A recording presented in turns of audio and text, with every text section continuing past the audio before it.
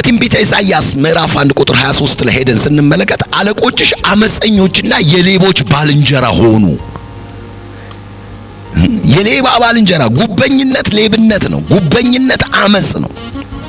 የእስራኤል አለቆች፣ የእስራኤል አስተዳደሮች፣ የእስራኤል መሪዎች ግን በጣም የሚገርማችሁ በሁለት ነገር ውስጥ ተገኙ። አመፀኞች የሌቦች ባልንጀራ ሆነው ተገኙ። ሁሉ ጉቦን ይወዳሉ ይላል። ሁሉም በጌታ በኢየሱስ ስም ሀገራችንን ኢትዮጵያ ሀገርን፣ ቤተክርስቲያንን፣ ህዝብን፣ አስተዳደርን ከእንደዚህ አይነት እርግማን እግዚአብሔር ነፃ ያውጣ። ሁሉ ጉቦ ይወዳሉ፣ ዋጋም ለማግኘት ይሮጣሉ። አረ ዋጋችን ከእግዚአብሔር ዘንድ ይሻለናል። ዋጋ ለማግኘት ይሮጣሉ፣ ይወዳሉ። ለድሃ አደጉ አይፈርዱም። የመበለቲቱ ሙግት ወደ እነርሱ አይደርስም። መበለቲቱ በጣም ምስኪን ናት። ልትደገፍ የሚገባት ሴት ናት። አቅም የላትም። እቺ መበለትን በጉቦ የሚያሰቃይ አለቃ አለ ማለት ነው። ሌባ አለ ማለት ነው። ያ ሌባ ደግሞ የአመፀኛ ባልንጀራ አለቃ አለው ማለት ነው። ስለዚህ ዋጋ ለማግኘት እነዛ ሲሮጡ ለድሃ አደጉ አይፈርዱም።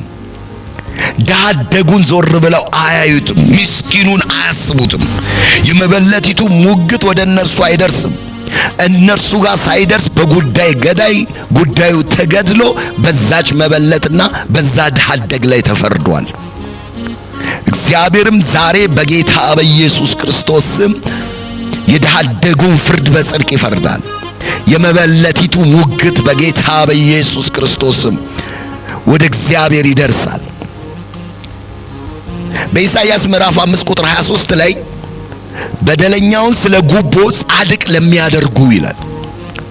ይታያችሁ፣ በደለኛ ሰው አለ፣ ስለ ጉቦ ግን ጻድቅ አድርገውታል።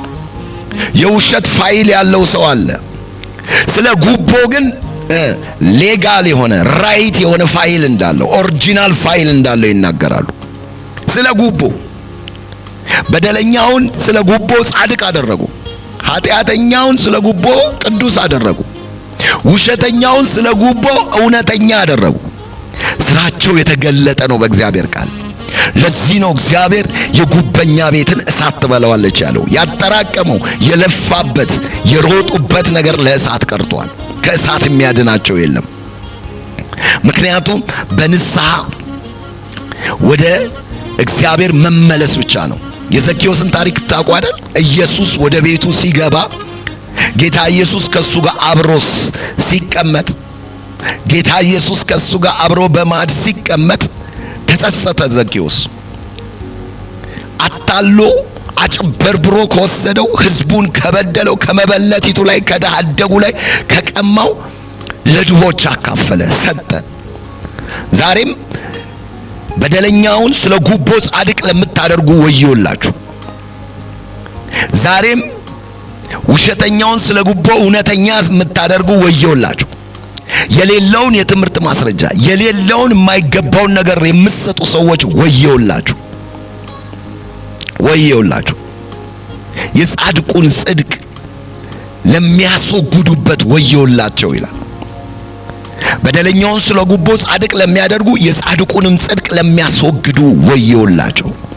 ከተጻፉት ወዮች ውስጥ አንዱ ለጉበኞች የተነገረ ወዮ ነው። ስለዚህ ሕዝቅኤል በትንቢቱ ላይ በምዕራፍ 22 ቁጥር 12 ላይ ባንቺ ውስጥ ደምን ያፈሱ ዘንድ ጉቦን ተቀበሉ አለ። በኢየሩሳሌም ውስጥ ደምን ለማፍሰስ ነቢያቶቹ በእግዚአብሔር ዓይን እይታ ይመለከቷቸዋል። ባንቺ ውስጥ ደምን ያፈሱ ዘንድ ጉቦን ተቀበሉ። አንቺም አራጣ ትርፍ ወስደሻል፣ ከባልንጀሮችሽ በቅሚያ የስስትን ትርፍ አገኘሽ፣ እኔንም ረሳሽ ይላል የሰራዊት ጌታ እግዚአብሔር። ወገኖች ጉቦ ዓይንን ያሳውራል ስንል ልብን ያጠፋል ስንል ጉቦ ከእግዚአብሔር መንገድ ነው ሰዎችን አንደኛ የሚያነሳው።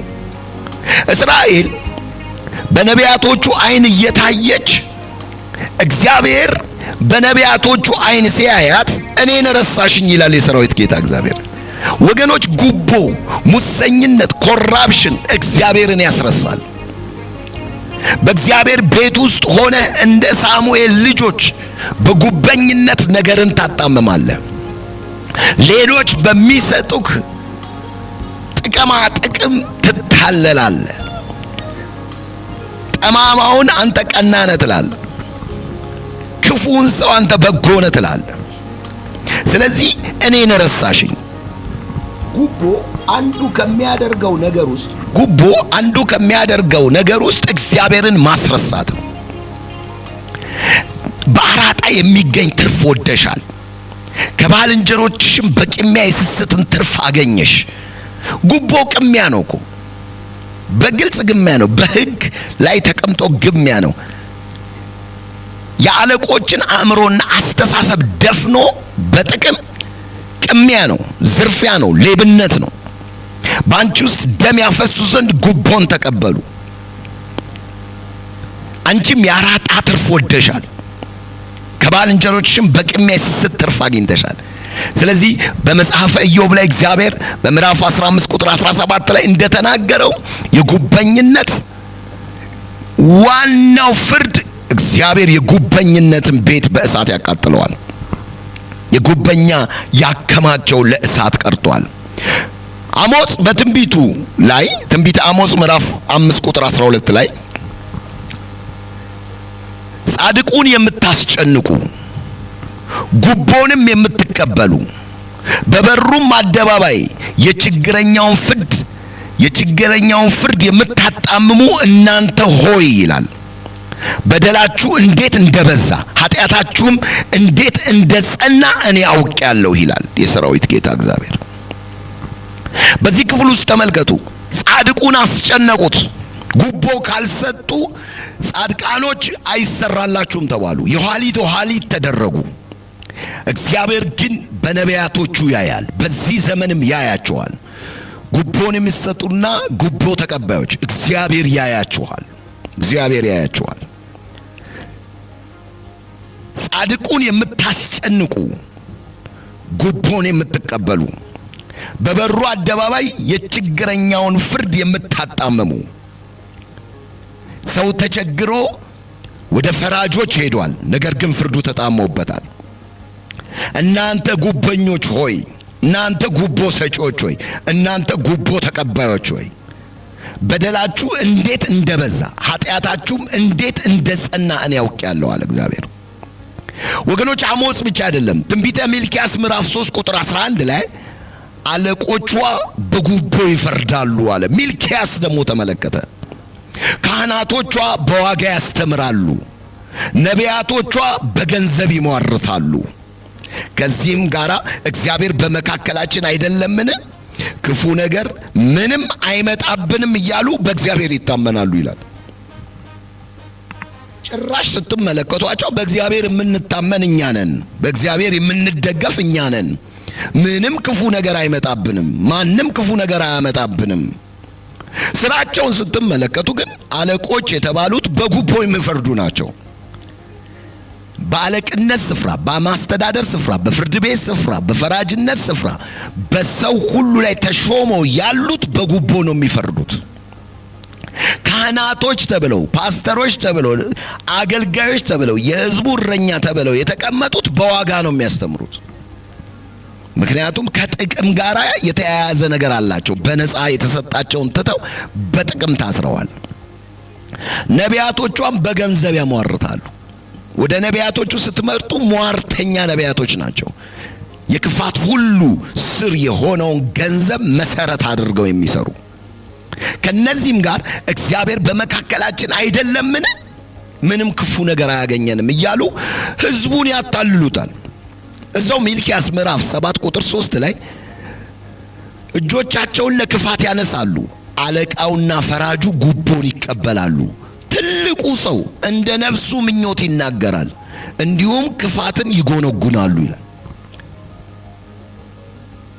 በፍርድ ስፍራ ላይ የተቀመጣችሁ፣ በፍርድ ስፍራ ላይ በመፍረድ ላይ ቤተሰቦች ያሏችሁ ይጠንቀቁ። እግዚአብሔር በኢዮብ ምዕራፍ 15 ቁጥር 17 ላይ የጉበኛን ቤት እሳት ትበላዋለች ይላል።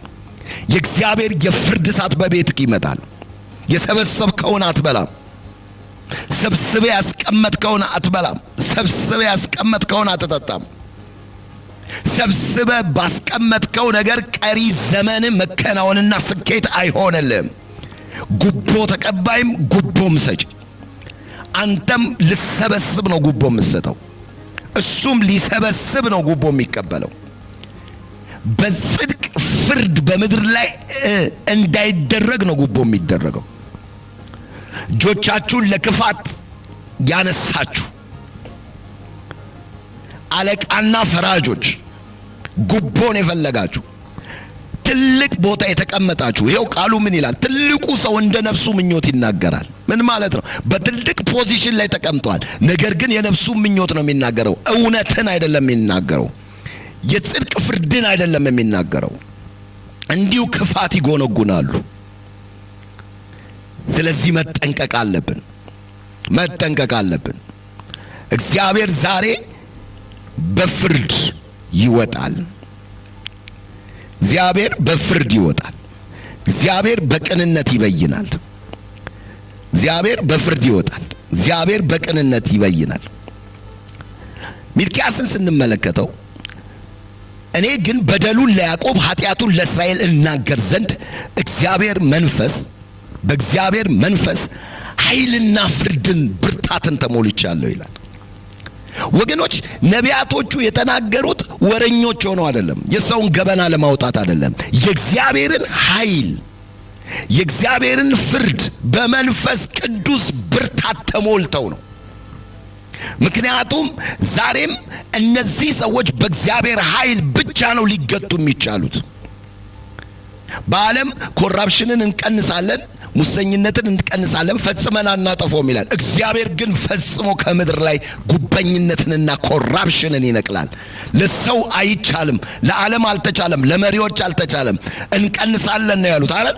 እግዚአብሔር ግን ያጠፋዋል። ጉበኝነትን ከምድር ገልጽ ከጉበኝነት የተነሳ በሚልክያስ ምዕራፍ 3 ቁጥር 7 ላይ ስንመለከት አሁን እንዳየነው ሲሆን 7 ላይ ከእግዚአብሔር ዘንድ መልስ የለም፣ ባለራእዮች ያፍራሉ ይላል፣ ሟርተኞች ይዋረዳሉ፣ ሁሉም ከንፈራቸውን ይሸፍናሉ። ዛት ሚስ ፕሮፌስ የለም። ከእግዚአብሔር ዘንድ ምንም አይነት ምን የለም፣ መልስ ስለሌለ ነው። ከእግዚአብሔር ዘንድ መልስ የለም። ባለራእዮች ያልፋሉ፣ ሟርተኞች ይዋረዳሉ። ቅድም እንዳየነው ሟርተኞቹ እነማን ናቸው? ነቢያቶቹ ናቸው። ባለራእዮቹ ማን ናቸው? ፓስተሮቹ ናቸው። እይታ ሊኖራቸው የሚገባው። ሁሉም ከንፈራቸውን ይሸፍናሉ። እግዚአብሔር ከጉበኝነት የተነሳ እግዚአብሔር በቁጥር 6 ላይ ስለዚህ ሌሊት ይሆንባችኋል እንጂ ራእይ አይሆንላችሁም፣ ጨለማ ይሆንባችኋል እንጂ አታሟርቱም፣ ፀሐይም በነቢያት ላይ ትገባለች፣ ቀኑም ይጠቁርባችኋል አለ። እግዚአብሔር ሕዝቤን ለሚያስቱ ነቢያቶች እንዲህ ይላል፣ በጥርሳቸው ሲነክሱ በሰላም ይሰብካሉ፣ በአፋቸው ግን አንዳች በማይሰጥ ሰው ላይ ሰልፍን ያስቡበታል። ወገኖች ይህ የእግዚአብሔር ቃል አሁን በተግሳጽ ይመጣል።